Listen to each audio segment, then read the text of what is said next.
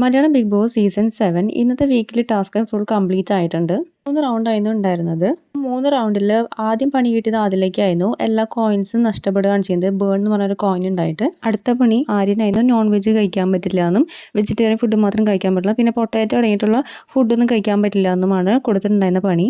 രണ്ടാമത്തെ റൗണ്ടിൽ അനുമോൾക്കാണ് പണി കിട്ടുന്നുണ്ടായിരുന്നത്. അനീഷിനും അനുമോൾക്ക് പണി കിട്ടുന്നത് എന്താണെന്ന് വെച്ചാൽ വീട്ടിൽ നിന്ന് ദീപാവലിക്ക് വരുന്ന ഗിഫ്റ്റ് ഒന്നും കിട്ടില്ല എന്നാണ് പണി. പിന്നെ അനീഷിനാണ് കിട്ടിയത്. അനീഷിന് എന്താണെന്ന് വെച്ചാൽ എന്ന ഫുഡിൽ നിന്ന് ഷെയർ കൊടുക്കണം, 3 പേർക്ക് കൊടുക്കണം എന്നാണ് വന്നിരിക്കുന്നത്. മൂന്നാമത്തെ റൗണ്ട് കഴിഞ്ഞിട്ടുണ്ടായിരുന്നു. മൂന്നാമത്തെ റൗണ്ടിൽ പണി കിട്ടിയത് അനുമോൾക്കും അതുപോലെ ഷാനവാസിനായിരുന്നു.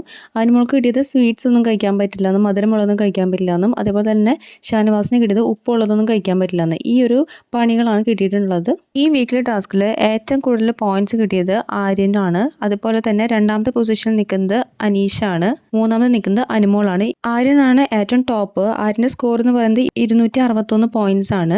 പിന്നീട് അനീഷാണ്. അനീഷിന് 192 പോയിന്റ്സ് ആണ്. പിന്നീട് അനുമോളാണ്. അനുമോൾ 158 പോയിന്റ്സ് ആണ്. അതിനുശേഷം ബിഗ് ബോസ് ആര്യനെ അഭിനന്ദിക്കുന്നുണ്ടായിരുന്നു. അതിനുശേഷം പറഞ്ഞു ടിക്കറ്റ് ഫിനാലിൽ ഒരു സവിശേഷമായ അധികാരം ലഭിക്കും, അത് പിന്നീട് അറിയിക്കുമെന്നാണ് പറഞ്ഞിട്ടുള്ളത്. എന്നാലും എന്തായിരിക്കും നമുക്ക് വെയിറ്റ് ചെയ്ത് കാണാം. കൂടുതൽ അപ്ഡേറ്റ്സുമായി വീണ്ടും വരാം.